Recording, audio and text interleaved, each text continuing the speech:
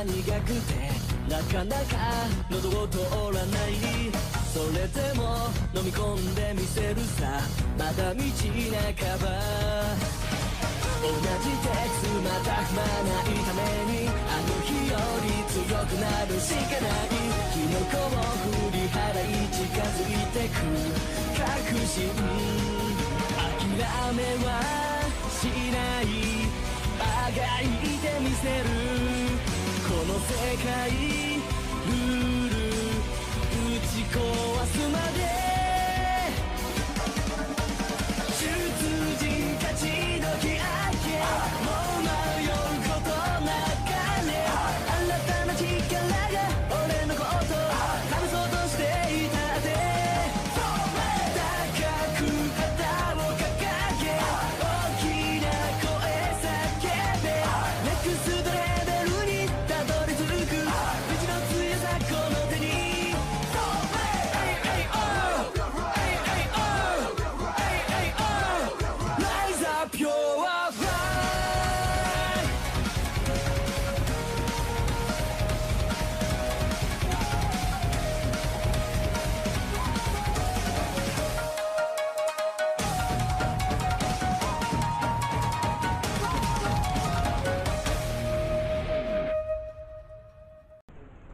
I'm Dynabuster and welcome to Dynamic Revolution, where I do best, and that's review tons of shit.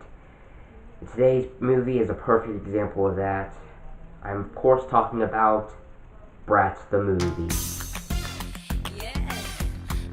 Before I go into this crap heap, let me give some background on what this movie was based on.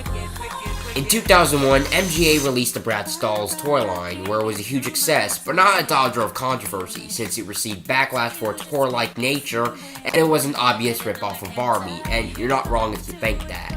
6 years later, some genius at Lionsgate thought it would be a good idea to give this franchise a live-action movie. How did it turn out? Well, we're about to find out. So, time to dive into the shitstorm that is known as Bratz. To start the movie off, we see that the main font of this film is in Comic Sans. This is what you would use for a low-budget direct-to-DVD movie, and this was a theatrical film. Trust me, I've checked. This is where we will also meet our main protagonists of the movie. There's Jay, the brains, Sasha, the cheerleader, Chloe, the jock, and Yasmin, the shy singer. And guess what? They're all ready for their first day of high school! What? For freshmen? Look at me! I'm a freshman, they look like they're in college! Given that there is a time skip later in this movie, shouldn't you have got actual freshman actresses and then use the actual actresses after said time skip? Not only that, there are a lot of offensive stereotypes in this film, like Yasmin's family, and the fact that she lives with a mariachi band. A frickin' mariachi band! Guys! Hello? Rehuddle! Yeah. Wait, why'd you have to undress at that spot? Wouldn't you do something like a normal person would do and go to a bathroom stall? Express yourself, girl. Oh, and that's another thing. The music scores in this are awful. They just appear out of the blue and don't help this movie. Especially this one, which sounds like the Commodores if they were high on their asses. We are then introduced to the villain of this movie, Meredith, and her cohorts, and... Wait a minute. Is that Stephen Lunsford, the guy who played Kit from Kamen Rider Dragon Knight? Before he was on that daytime award-winning masterpiece, he went through some dark times. So Meredith is your typical spoiled brat who is also a control freak and likes to organize certain students into cliques. And if you thought earlier wasn't enough stereotypes, take a look at this. Her father is also the principal, played by Jon Voight. Wait a minute, if he's a principal, how come she gets to make all these cliques? Well, that explains everything. Anyways, Meredith's main motive in this movie is to split up the brats and assign them to their respective cliques. And this seems to work, as they haven't been interacting that much in over 2 years, no less, and they look exactly the same. Yeah, fetching. Get it, dog? Fetching. A dog fetches. These are the jokes, people.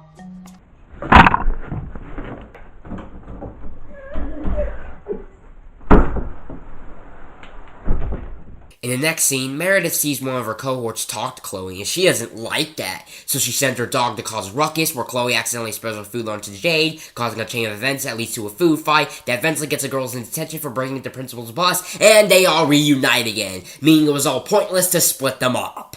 Later, we get some fan service and see Meredith's next step to split up our heroes by throwing a sweet 16. But you're already 16. I'm throwing another super sweet 16. In fact, I'll have MTV tape the whole thing. My mom is best friends with the producers. Oh my God, who the hell cares? And how is MTV going to help you split up the Bratz? But then, Yasmin's annoying little brother comes in and shows her embarrassing footage of Yasmin dancing. I just have to have this for my collection. Do you think you could transfer it to this? Yeah, sure.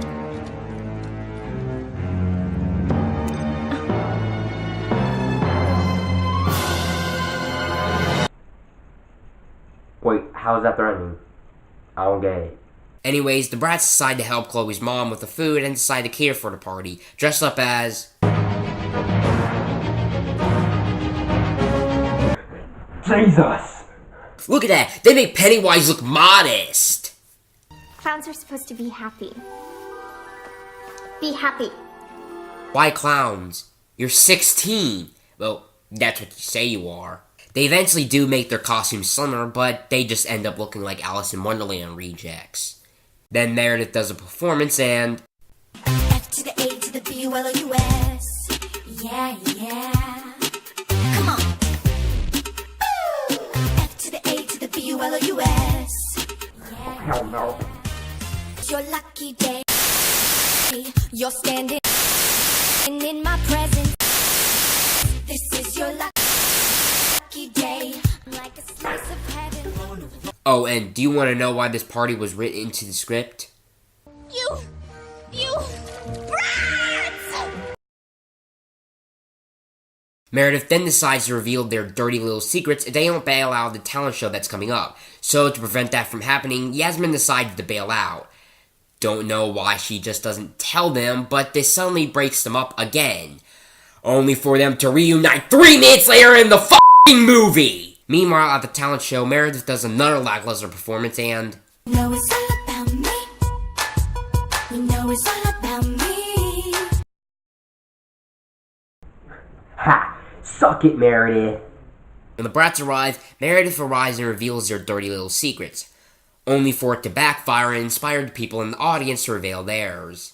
Most of my friends think I'm a tough jock, but I've been taking ballet since I was 5. And you know what? I like it. I cheated on my pop quiz and my midterm and my final. Well, I guess I should do the same. Hi everyone, I'm Dynabuster, and I don't think Power Rangers Turbo is that bad of a season. Ooh. So the Bratz do their own over-the-top performance, and it's a tie. I don't know how that is possible because I don't think anyone liked Meredith's performance. But they get the scholarship anyways and get a spot on the red carpet, but who cares? The movie's finally over! Now time for analyzation time. What, if they can use Comic Sans, why can't I? The music. By God, these were terrible. There are a couple that were decent, but most of them were so cringeworthy, they make the Nail Saban era music sound better. And that was very hard to say. The stereotypes. Didn't anybody in the writer's room think this through? I can practically think of how many file suits viewers can be throwing at this movie. Meredith. She was just an egotistical bitch. Most of her plans didn't make a lick of sense, and most of the time, she would just look like a grown-up version of Angelica from Rugrats. Final grade for this shitty movie, 17%. The funny thing is that this movie was nominated for 5 Razzies, and it shows. This movie is a perfect example of whenever you're gonna adapt a franchise of dolls, always make them animated. Wait, screw that, just don't make them at all. Finally, I got through this movie. Just hope I don't have to review any other Bratz movie. Now what? Excuse me, are you Dynabuster? Yeah. Package came in for you. Excuse me, I didn't order any...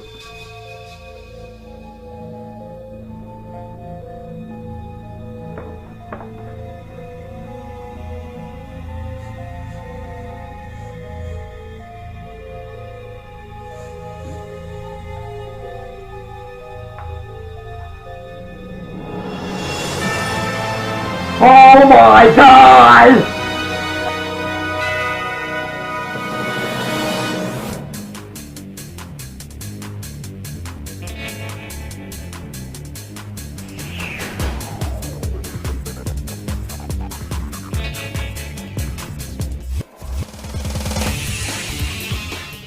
Anyway, what do termites eat for breakfast? Oatmeal. You get it? Oatmeal.